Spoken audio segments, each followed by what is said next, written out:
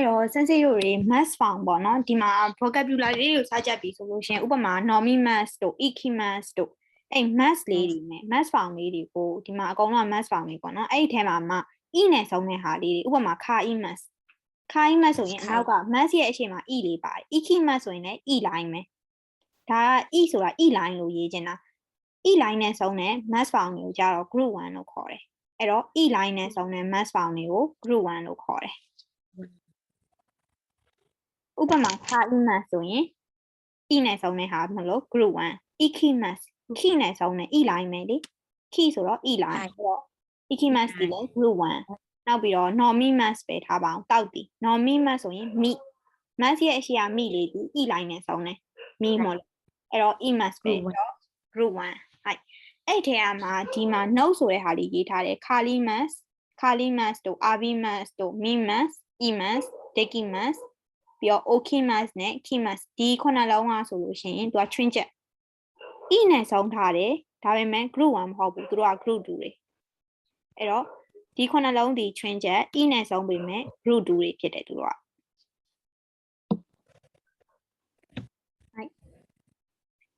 ဒီခုနှစ်လုံးတွေက twin jet เนาะအဲ့တော့ note လို့မှတ်ထားတာခုနှစ်လုံးတွေက twin jet အဲ့တော့ group 1ဆိုရင် e နဲ့ e line နဲ့ဆုံးတဲ့ဟာတွေကို group 1လို့ခေါ်တယ်နောက်တစ်ခုက a line နဲ့ဆုံးတယ်a line နဲ့ဆုံးရင် group 2လို့ခေါ်တယ် a line နဲ့ဆုံးရင် group 2ဥပမာဆိုရင်တာဘဲ mass ဆိုရင်ဘဲဆိုတဲ့ဟာ be တာဘဲ a နဲ့ဆုံးတဲ့အတွက်ကြောင့် group 2တာဘဲ mass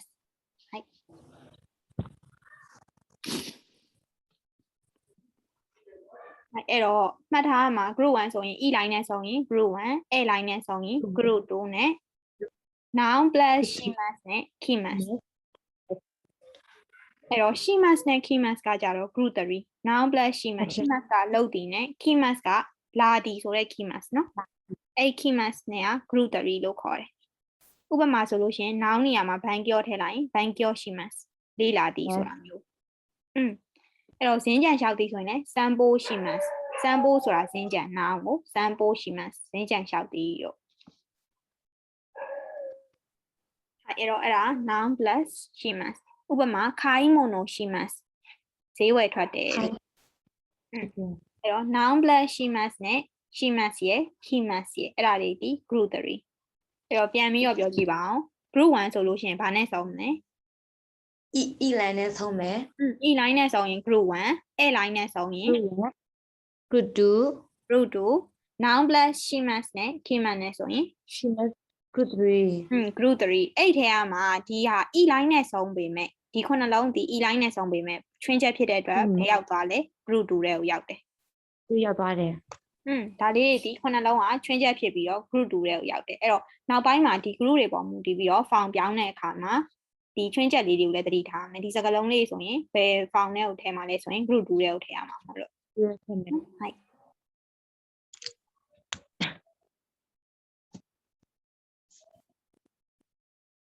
she mass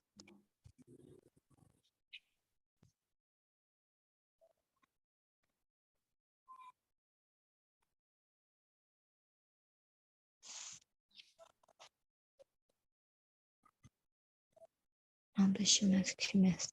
3 karimas karimas medic အဲ့တော့ဒီမှာပေါ့နော်ဒါကတော့ပို့ပြီးတော့ရှင်းမယ်ထင်တယ်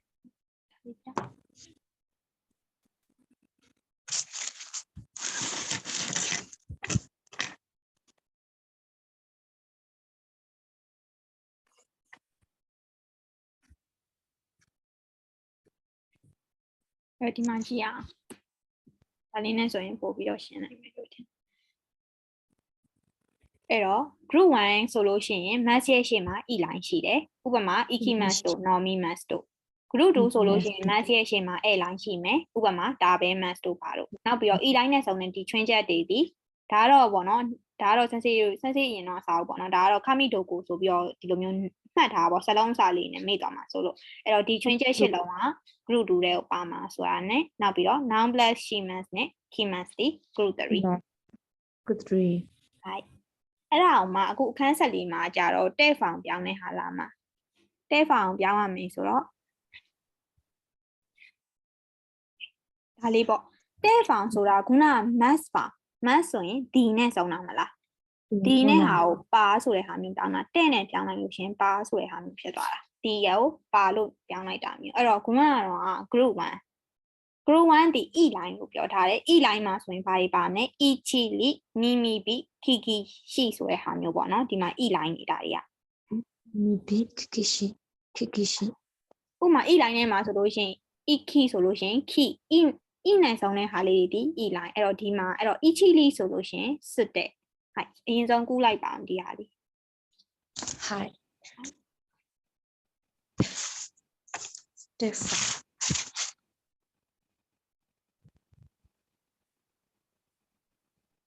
တဲ့ဖောင်ကဒီလာပါအမဆိုရင်ဒီချီရီနီဘီခီရှိရကချီလေးဆိုရင်ဆုံးတဲ့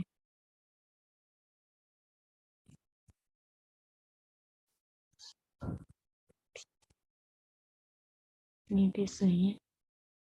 တဲ့ခီဆိုရင်တဲ့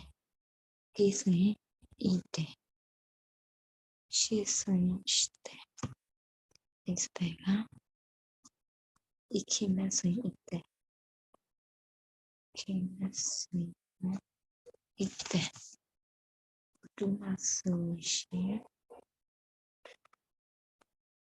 မတ်ကပါဘုဒ္ဓရမဆိုရှင်ရှိမတ်တဲ့ခိမတ်တဲ့ခိမတ်တဲ့ now blush မတ်ဆိုရင် now blush တဲ့ဖောင်မှာပတ်မရှိ အဲ့ဆိုတာ past tense ပြောတာနော်ဟိုလိုမျိုးအတိတ်ကာလနဲ့ဟာမရှိဘူးလို့ရေးထားဘလို့ပြောင်းသူကအတိတ်ကာလဟာမပြောင်းဒီတဲ့မှာကြတော့ はい。ဒီခါကြတော့ဒီမှာကြတော့တဲ့ဖောင်မှာကြတော့ခုနကတော့ကစမ်းစစ်တို့တွေ group 3ခုကိုခွဲသွားတယ် group 1ဆိုရင် e line နဲ့ဆိုရင် group 1 a line နဲ့ဆိုရင် group 2 group ပြီးတော့ she must နဲ့ key must ဆိုရင် group 3အဲ့မှာ e line ထဲမှာကြတော့ e နဲ့ဆုံးတဲ့ဟာလေး group 1ရဲ့ e နဲ့ဆုံးတဲ့ဟာလေးဆိုရင် e ချီလီဒီ3ခုနဲ့ဆုံးရင် e ချီဒီ3ခုနဲ့ဆုံးတဲ့စကားလုံးတွေကိုဆိုရင် must ကိုဖြုတ်စွတ်တဲ့ပါ ဟုတ်တယ် ပြ ပါ ဖောင်ကြောင်းခြင်း mask ကိုဖြုတ်စွတ်တဲ့ပါနီးမိပြီးနဲ့ဆုံးတဲ့စကားလုံးတွေကိုကြတော့ mask ကိုဖြုတ်ပြီးတော့ on တဲ့ပါ mask ကိုဖြုတ် on တဲ့ပါon တဲ့ပါမယ်အဲ့တော့ key နဲ့ဆုံးတဲ့စကားလုံးကိုကြတော့ key နဲ့ဆုံးတဲ့စကားလုံးဆိုရင် eat တဲ့ တဲ့ အဲ့တော့ key ကိုဖြုတ်ပြီးတော့ eat တဲ့ပါမှာနော် wow အဲ့တော့ key ကိုဖြုတ် eat တဲ့ပါမယ်နောက်ပြီးတော့ gi ဆိုရင်လည်း gi ကိုဖြုတ် eat တဲ့ပါနောက်က mask ကိုပါဖြုတ်မယ်နော် mask ကိုဖြုတ် eat တဲ့ပါ she ဆိုရင် she တဲ့ she ဆိုရင်နော် she တဲ့အဲ့တော့ဥပမာကြည့်ရအောင်ဒါဆိုလို့ရှိရင် e နဲ့ e ချီလေးရဲ့ကြတော့ဒီမှာ e နဲ့ဆုံးတဲ့ဟာပေါ့နော်ခါ e mask ပဲထားပါအောင်ဝယ်ဆို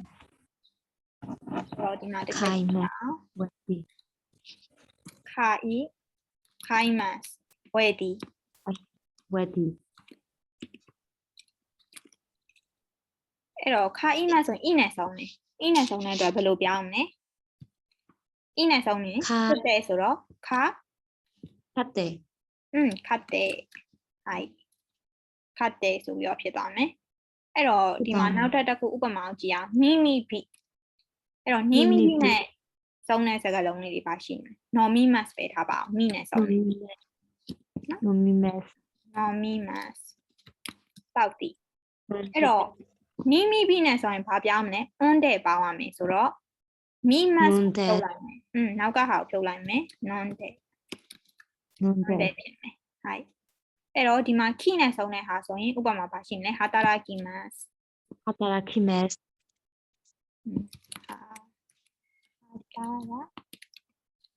Hatarakimasu. အဲ့ဆိုရင်ဟာတာတာ ဤ ဤတဲ့ Hatara ite. ခီကိုဖြုတ်ပြီးတော့ဤတဲ့ပေါင်းလိုက်တယ်နောက်ပြီးတော့ဂီဆိုလို့ရှိရင်လည်း gimas ကိုဖြုတ်ဤတဲ့ပေါင်းရှေ့ဆိုရင်ရှိတဲ့ Jebang. Jebang. အဲ့လိုမျိုးပဲ group 2ဆိုလို့ရှိရင်ကြတော့ဒီလိုတွေပြောင်းစရာမလိုတော့ဘူး mass ကိုဖြုတ်ပြီးတဲ့ပေါင်းလိုက်ရုံပဲ Jebang yome. အဲ့တော့တာဘဲ mass ဆိုရင် Habere. တာဘဲ mass ဆိုရင်ဘယ်လိုဖြစ်သွားမလဲဆိုတော့တာဘဲတဲ့ တာဘဲတဲ့ height mass ကိုဖြုတ်တဲ့ပေါင်းရုံပဲတာဘဲတဲ့အဲ့တော့ရှိ mass ဆိုလို့ရှိရင် group 3ကတော့လွယ်လွယ်လေးရှိ mass ဆိုရင်ရှိတဲ့ key mass ဆိုရင် key တဲ့ noun plus ရှိ mass ဆိုရင်လည်း noun plus ရှိတဲ့ Shite. အဲ့တော့ဒီမြန်မာလို့ဆိုရင်တော့ဒီကနေပြီးတော့ပါအောင်ပြောင်းနေဟာ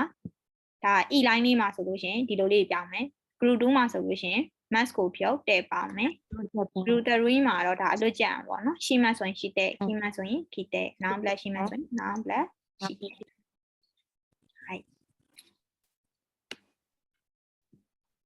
ဟိုက်ရမလားမသိ Yabare sasi. ဟိုက်ဟိုတီတီဆောင်ပြန်ဝင်လာတော့ Mula. ဟိုက်အဲ့တော့ဒီမှာဒီအခန်းဆက်လေးကဘာလို့ရတာလဲဆိုတော့တဲ့ဖောင်စားပြီးတော့သွားပြီးဟိုက်အဲ့တော့အခန်းဆက်လေးလေးကိုကိုပါအောင်ပြန်မယ်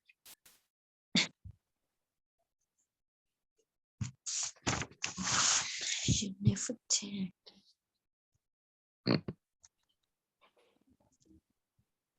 Huh? 15.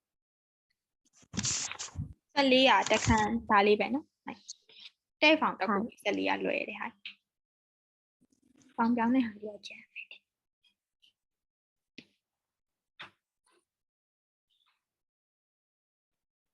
Anusha su o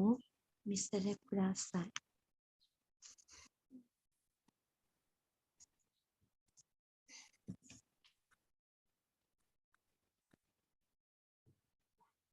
Vema shoka.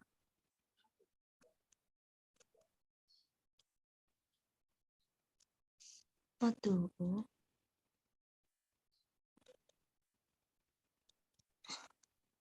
okay, mashoka. Mashoka.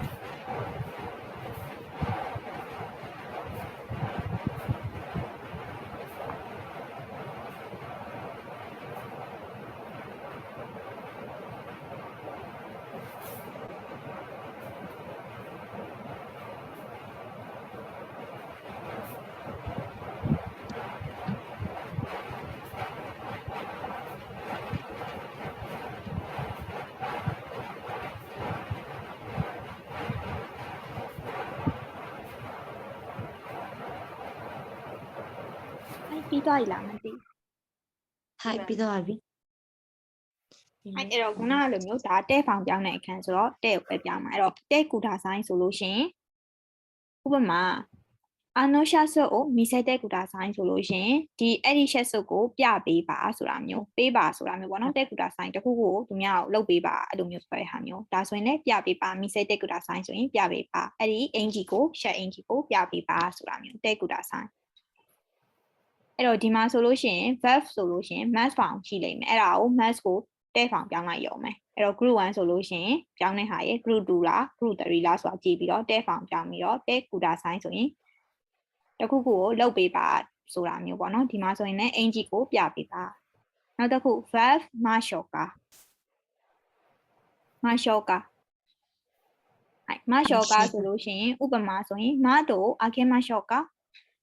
ပဒင်းပေါက်ကိုဖွင့်ကြမလားဆိုတာမျိုး mashoka ကြမလားဆိုတာမျိုး mashoka mashoka mashoka ဆိုရင်ကြမလားဆိုတာမျိုးကြမလားဆိုတာမျိုးနော်မတို့အခဲ mashoka ပဒင်းပေါက်ကိုဖွင့်ရမလားဖွင့်ကြမလားဆိုတာမျိုးနောက်တစ်ခုကကြတော့ verb တဲ့ imas တဲ့ imas เนาะဒါအပေါင်းလေးရေးထားတဲ့ imas အဲ့တော့တဲ့ imas ဆိုရင်လုံးနေတော့လုံးနေစေကိုပြောတာဥပမာအခုဆိုလို့ရှိရင်စာတင်နေစေလို့စာလုံးနေစေလို့ထမင်းစားနေစေလို့အဲ့လိုမျိုးပေါ့နော်လုံးနေတော့လုံးနေစေဟာတွေဆိုလို့ရှိရင်တဲ့ imas ဆိုတာမျိုးတောင်းတယ်လက်ရှိလုံးနေတော့လုံးနေစေဟာတွေကိုတဲ့ imas နဲ့တောင်းတယ်နေတီးဆိုတဲ့အဓိပ္ပာယ်မျိုးပေါ့နော်လုံးနေတီးဥပမာစာချက်နေတီးဘန်ကျော့တဲ့ imas ဆိုရင်စာချက်နေတီးဗီဒီယိုမိတဲ့ iman ဆိုလို့ရှိရင်ဗီဒီယိုကိုကြည့်နေပြီပြီးတော့ဒါပဲတဲ့ iman ဆိုလို့ရှိရင်ထမင်းစားနေပြီလို့အဲ့လိုမျိုးတောင်းလို့ရတယ်အဲ့တော့တဲ့ iman ဆိုရင်လုံနေပြီနေပြီဆိုတဲ့ဟာပြောလက်ရှိမှာလုံနေတော့လုံနေစေဥပမာမီရာဆန်က iman အေးကားကိုမိတဲ့ iman မီရာဆန်ဒီအခုရုပ်ရှင်ကိုကြည့်နေတယ်လက်ရှိမှာလုံနေတဲ့ဟာမျိုးပေါ့နော်အဲ့တော့လုံနေတဲ့ဟာတဲ့ iman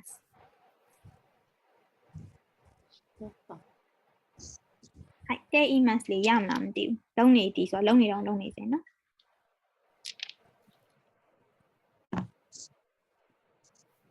ဒါပေမဲ့တကူရှိတာဥပမာကကွန်ရှိတဲ့ imas ကကွန်ရှိတဲ့ imas ဆိုရင်လက်ထက်နေတီးမဟုတ်ဘဲနဲ့သူကဟိုအရင်တော့လက်ထက်ထားတယ်ဆိုလို့ရှိရင်တော့အခုချိန်ထိလည်းသူတို့တွေကလက်ထက်ထားတော့မယ်ဆိုတော့ကကွန်ရှိတဲ့ imas လို့ပြောလို့ရတယ်လက်ရှိမှာတော့မင်္ဂလာပွဲကြီးလုပ်နေရမှာမဟုတ်ဘူးအဲ့ဒီဟာလေးတခုပဲအဲ့လိုမျိုးတဲ့ imas ကိုရှိတယ်ကျန်တဲ့ဟာတွေကလက်ရှိမှာလုံးနေတော့လုံးနေစေတွေယူပဲတောင်း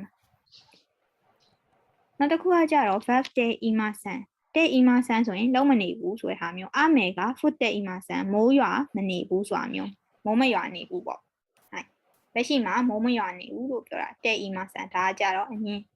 ဟောတဲ့ iman ဆိုလို့ရှိရင်လုံးနေပြီဆိုတာမျိုးတဲ့ imasan ဆိုရင်အငင်းဟုတ်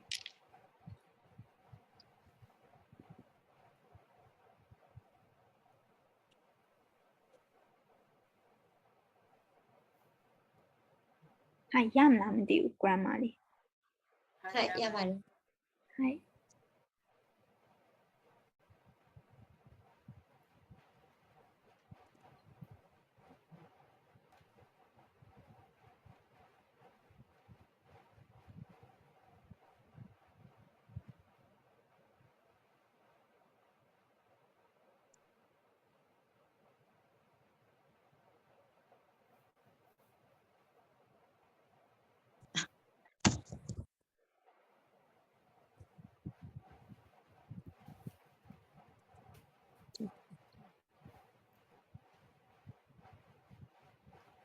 အဲ့တော့အခန်း73 14 14ဟုတ်ဟုတ်14အဲ့တော့ဒီမှာပြရတဲ့ iman ဆိုတာလေးပြောင်းလာတယ်အဲ့တော့ခုနကတော့မှတ်ထားတဲ့ဟာမှာဆိုလို့